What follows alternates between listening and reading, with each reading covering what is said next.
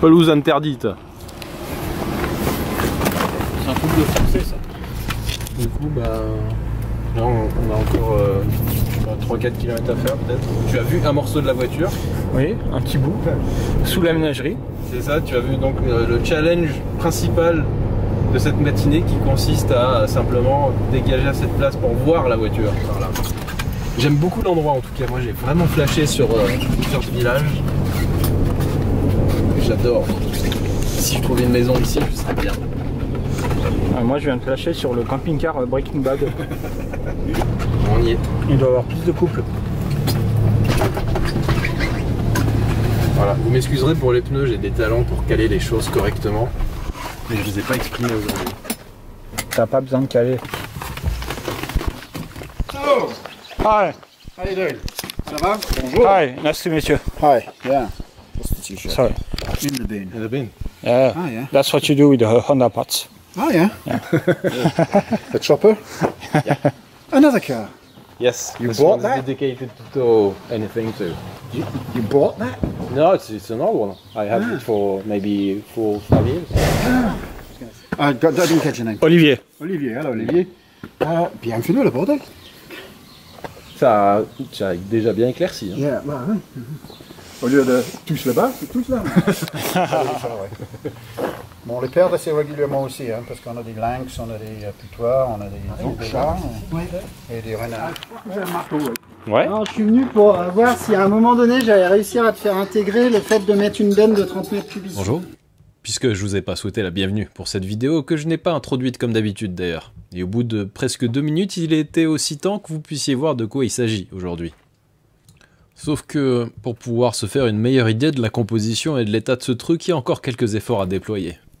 En tout cas, vous voyez ici l'ouverture depuis laquelle j'ai découvert la voiture et aussi la première fois que j'ai pu l'approcher. Autant dire que j'en savais pas beaucoup plus que vous à ce stade. Il y a déjà beaucoup moins de... Heureusement j'avais pris quelques images. Première étape, comme vous le voyez, sortir l'éléphant taille réelle de là. Et il est plus lourd qu'on pourrait le croire puisqu'il est censé être mécatronique. Une sorte de T800 sorti de l'univers de Babar. Bon, ça fait pas très peur comme ça. Baissez-vous. Ouais. Ok, c'est bon? Ok.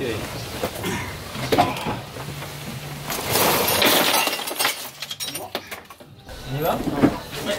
Je suis pas passé en argent. Alors moi je vais essayer de te donner un peu de mots.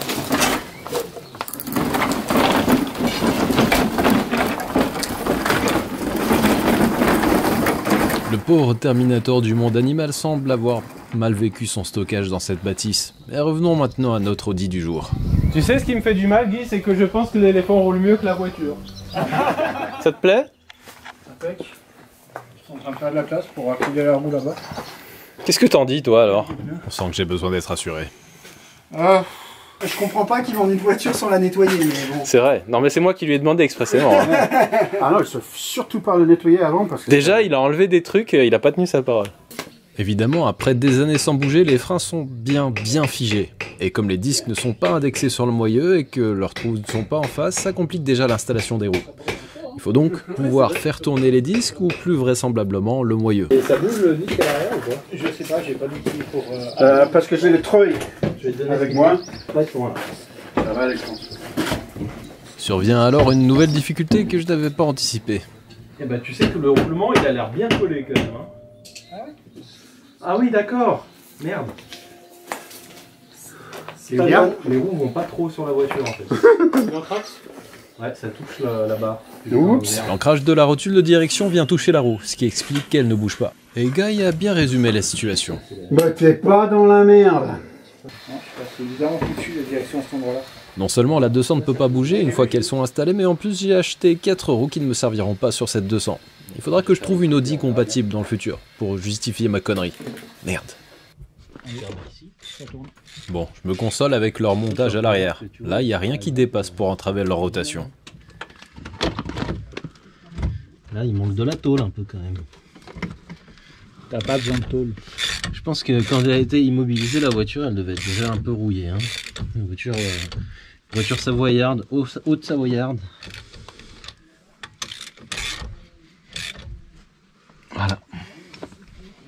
tout bon. Eddie, qu'est-ce que ça te fait d'acheter des merguez?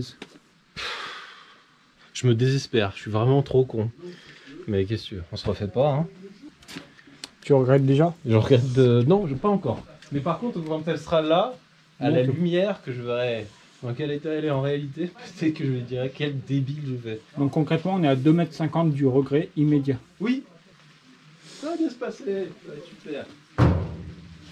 Il ne nous reste plus qu'à discrètement subtiliser 2 des roues montées sur une autre Audi qui traîne non loin. Et de monter des pneus en état d'être gonflés. À la main, avec des démonte-pneus.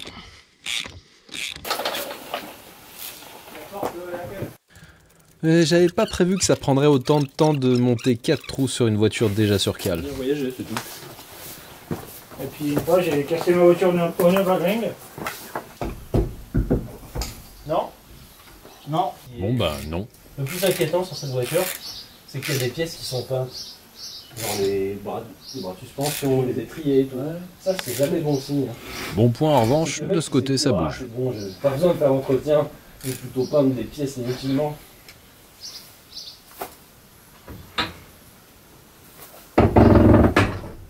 Comment tu l'appelles du coup, puisque tu peux pas l'appeler à Saint-Audi?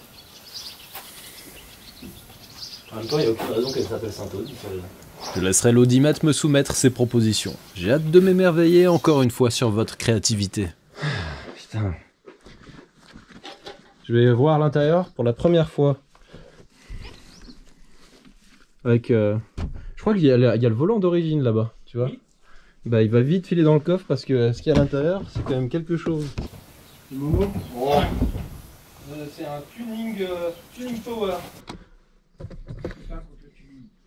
Bon, t'avais peut-être raison. Ah, la moisissure? Ouais. Tu veux un caillou? Non, mais je veux bien que tu m'ouvres. Ouais, ça peut se faire.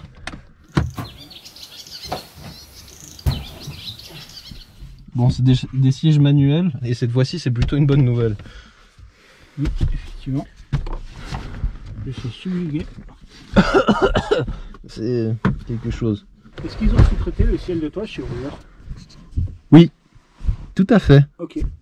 Tout le monde a pris le même hein, dans ces années-là, je crois. Ah, c'est une clim automatique. Oui. Et en fait, tu peux choisir. Le blocage. Ah, t'as quoi? T'as blocage avant et arrière électronique? Ça c'est un central, je crois. ABS déconnectable? Oui. Parce que sur la neige, il faut pas d'ABS. Non, ça c'est pour le jour où il tombe en panne pour que ça puisse continuer à passer le contrôle.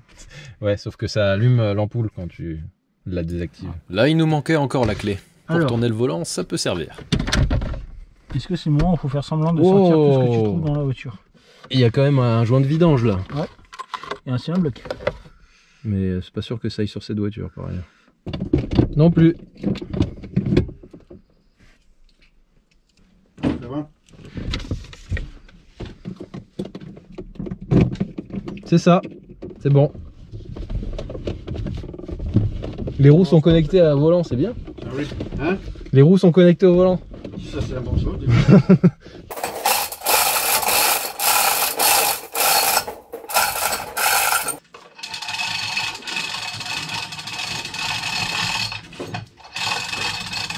Le Mercedes, vraiment pour le parvenir, hein, c'est tout seul.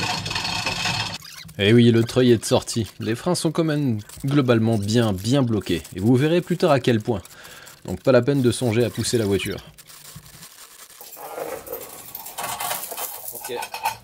Tu me dis doucement, hein. Ouais, bien sûr. Bon, reste gauche maximum.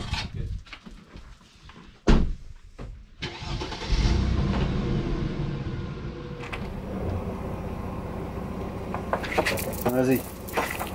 Vas-y, c'est bon, vas-y, avance. La principale difficulté, hormis le blocage des roues, vient du fait qu'on ne peut pas tirer la voiture juste devant puisqu'il n'y a pas de chemin dégagé. Loin de là. Il va donc falloir un peu ruser.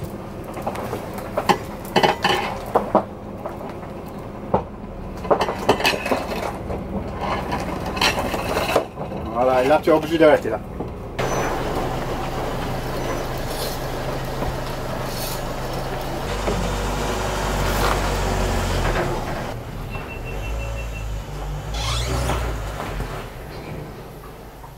Alors il faut qu'on lui fasse passer la marche, après ce sera bon.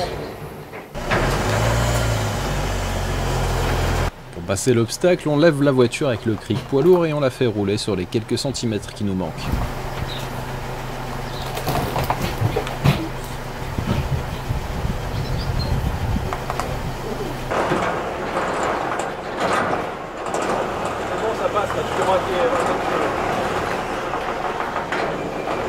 Regardez cet homme plein de naïveté qui pense que les freins pourraient se débloquer dans la porte.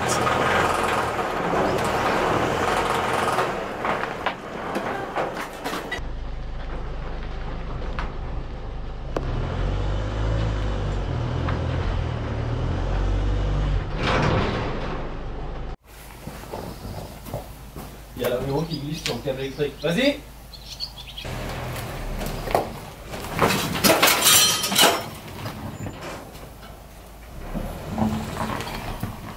Regarde pour moi.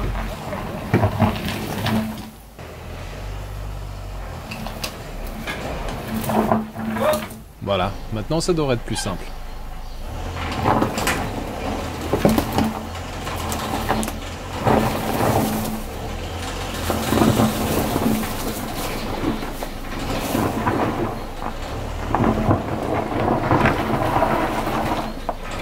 À ce stade, 3 roues sont débloquées, on les a bien vues tourner. Il reste l'arrière droite qui semble récalcitrante. On verra ça plus tard. Pour le moment, pour faire les quelques kilomètres qui nous séparent de notre destination, on va donner un rapide coup de jet sur le pare-brise au travers duquel on ne voit rien. De toute façon, il y a le signe à l'entrée éléphant bleu. Il est plus tout à fait bleu, mais... Ah, en même temps, ta voiture est pas tout à fait grise. Elle est un peu grise-jaune là. City sign. Bon, ça va aller, hein. Avant de partir, j'embarque la mascotte du jour. Si tu veux pas, tu le ramènes. Le bordel qu'on fait a fini par attirer du monde. C'est à vendre tout ça? Quoi, de tout ce qui est devant? L'éléphant est à vendre. L'éléphant, elle est à vendre, ouais. Ah ouais? Et il est temps de dire au revoir à notre hôte du jour que j'espère venir visiter avec une 200 qui sera en état de rouler par ses propres moyens. Yeah. Merci beaucoup. Au revoir. À la prochaine, Eddie. Ouais, c'est promis de me montrer quand c'est fini. Oui, et il y a des nouvelles du cochon. Yeah, nouvelle cochon, ouais. Une fois refistolé. Ça marche. Cool. Moi, je suis content, hein. C'était traditionnellement difficile à faire. Toujours des mauvaises surprises. Moi, je me stresse avec les chantiers comme ça. Ouais. Bah là, tu vois, c'est un truc en moins déjà. Yeah. C'est bon devant.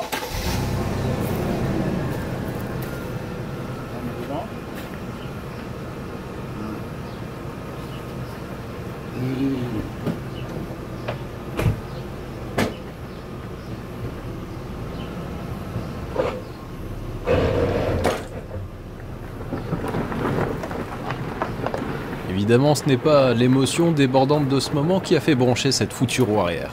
Elle est têtue.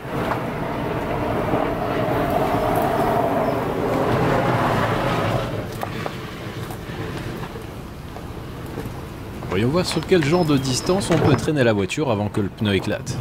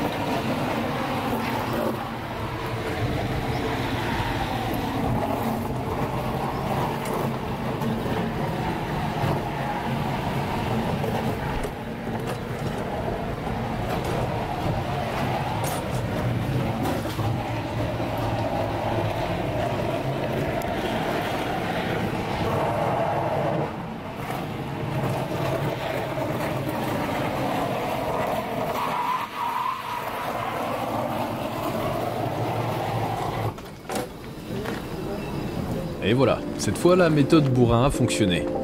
La difficulté maintenant c'est d'arriver à destination en prenant en compte que le véhicule tracté n'a pas de frein. La pédale va directement au fond, vous verrez pourquoi dans quelques instants. Et vu qu'on a de belles descentes à passer, il va falloir éviter de faire le guignol et garder l'attelage le plus aligné possible avec le ML pour éviter que l'ensemble se mette en portefeuille. Je peux enfin profiter de ces quelques instants de relâchement pour parler rapidement de l'exemplaire qu'on vient d'exhumer de son tombeau. C'est une Audi, ça vous l'aviez vu, une 200 plus précisément de la génération C3, soit l'une des premières à être la transmission intégrale chez Audi. Le tableau ne serait pas complet sans le 5 cylindres qui devrait pouvoir déplacer ce bateau grâce notamment à un généreux turbocompresseur. Si elle sort un peu moins de chevaux que les précédentes 200 que j'ai possédées par le passé, il en resterait tout de même 182, ce qui semble honorable. Mais avant de pouvoir en voir la couleur, il va falloir trimer, et pas qu'un peu. Cette voiture est immobilisée depuis fin 2006, ça fait long. Une fois arrivé, vous pouvez découvrir en même temps que nous l'ampleur du désastre. Même mon voisin est un peu pessimiste. Ah mais tiens, il va jamais à remettre en route ça. Bah si j'arrive pas à le remettre en route, je trouverai un moteur, c'est pas grave. Putain. Mais si, je pense que ça devrait le faire. Ah ouais. D'une manière ou d'une autre. Après, putain, c'est vrai qu'elle a des bornes en fait. À combien? 275 000. Ah, bon ça va. Si vous regardez bien, il manque quelques pièces. L'actuateur de ralenti et le maître cylindre, et ce ne sont que les plus évidentes. De nombreuses surprises nous attendent probablement, si on prend en compte le fait qu'on va travailler sur le système d'injection qui supporte le moins les immobilisations prolongées. On sait qu'on a sous la main un beau challenge.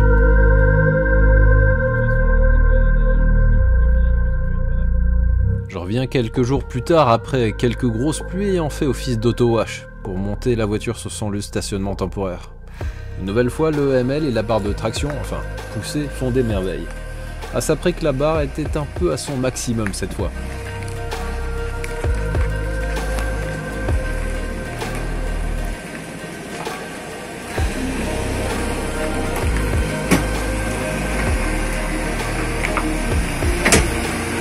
Allez, sur ce, je vous donne rendez-vous bientôt pour la suite. Entre temps, abonnez-vous, activez les notifs pour ne rien rater et si vous vous ennuyez, n'hésitez pas à explorer les quelques vidéos qui peuplent déjà la chaîne. Allez, ciao!